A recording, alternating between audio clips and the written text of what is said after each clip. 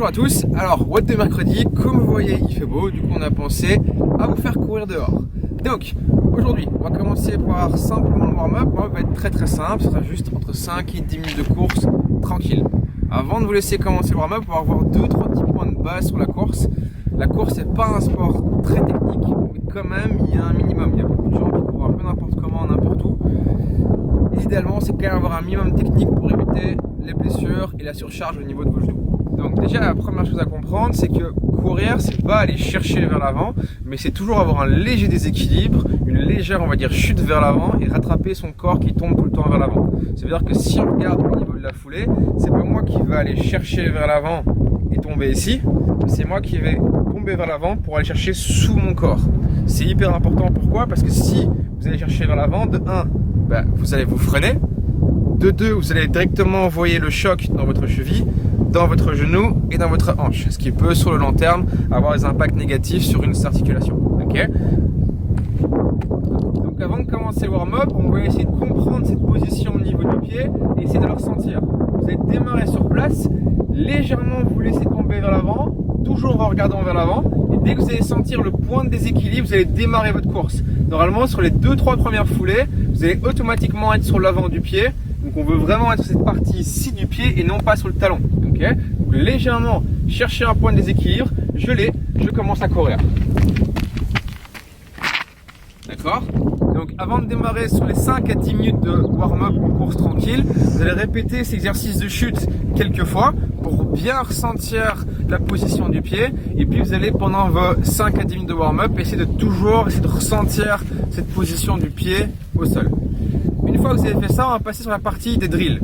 Sur les drills, le premier qu'on va faire, c'est ce qu'on appelle le high knees. Donc pour le high knees, l'objectif va être de venir chercher ce qu'on appelle une triple flexion, la flexion au niveau de la hanche, du genou et la dorsiflexion au niveau du pied. Okay, avec ça, je vais avoir un mouvement opposé au niveau des bras et je vais garder toujours mon bras dans l'axe. C'est-à-dire que je vais essayer d'éviter ce mouvement de rotation qu'on voit souvent chez les coureurs. Ce qu'on veut vraiment, c'est maintenir l'axe et maintenir la sangle abdominale bien active pour avoir une course à pied le plus efficace possible. D'accord? Donc en mouvement, ça a donné ça. Vous allez faire sur une distance de 15 à 20 mètres et puis vous allez revenir en trottinant tranquillement. Donc viens chercher à lever une jambe. Vous pouvez commencer en marchant pour bien le ressentir et puis de là, vous commencez à mettre un peu de rythme. Vous avez fait 15 à 20 mètres, vous revenez en trottinant tranquille, toujours en cherchant le ressenti au niveau de l'avant du pied. Okay. Deuxième exercice de drill, on va faire ce qu'on appelle le butt kick, mouvement classique en course à pied aussi. Vous allez démarrer comme on l'a fait avant le warm-up, vous allez vous laisser légèrement tomber vers l'avant et puis de là ramener les talons aux fesses. Donc en mouvement, ça donne ceci. Je suis ici, légère chute vers l'avant et je suis parti. Toujours en cherchant les bras opposés. Et je reviens tranquillement en trottinant. Sur le butt kick, essayez de maintenir le temps de contact du pied au sol le plus lentement possible. Ensuite, troisième drill, c'est ce qu'on appelle les straight legs.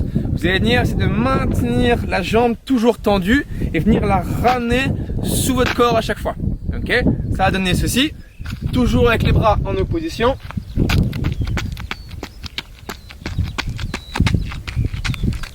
15 à 20 mètres et je reviens tranquillement. Pour le quatrième, on repart sur les high knees. Cette fois-ci, vous allez le faire beaucoup plus rapidement et vous allez essayer au fur et à mesure d'avancer grâce à la chute. Je vous démontre. On va démarrer sur place en restant bien droit et en maintenant toujours ce mouvement vers l'avant. Je viens chercher à monter, je lève les genoux, je cherche le point de déséquilibre et je suis parti.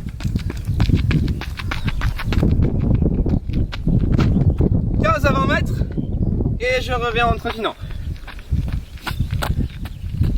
Ça c'était pour le quatrième. Pour le dernier, on va faire ce qu'on appelle un déboulé. Là vous allez chercher un peu plus de distance et on va pas littéralement sprinter dès le départ, mais on va augmenter la vitesse au fur et à mesure. C'est ce qu'on appelle un déboulé. Je vais partir d'ici, je commence ma course, légère chute, je trottine au départ et au fur et à mesure, je vais accélérer.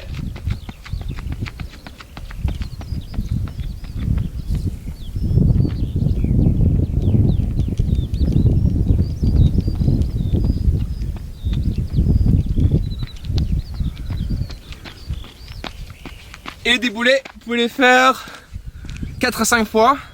Puis vous prenez un petit peu de récupération, je dirais 3-4 minutes avant de démarrer sur la partie Metcon.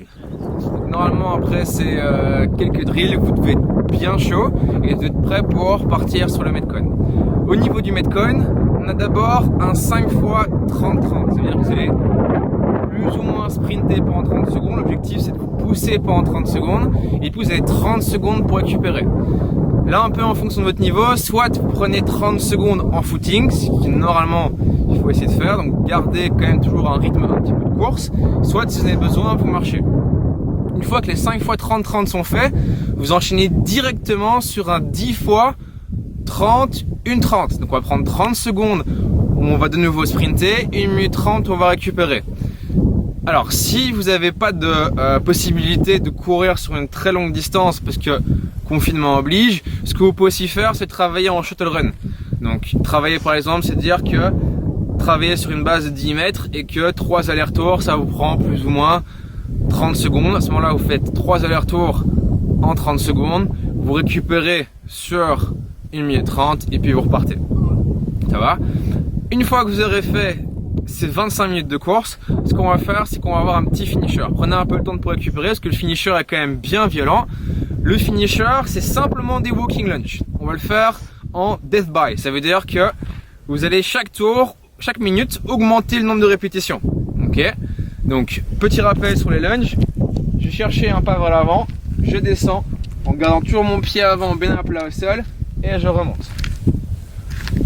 Alors je sais bien que c'est un death by avec l'objectif sans faire le plus possible, néanmoins essayez quand même toujours de garder une technique correcte. Si vous sentez qu'avec la vitesse vos genoux partent dans tous les sens, ralentissez un petit peu. L'objectif c'est juste de bien buller vos cuisses à la fin de la séance. Enjoy!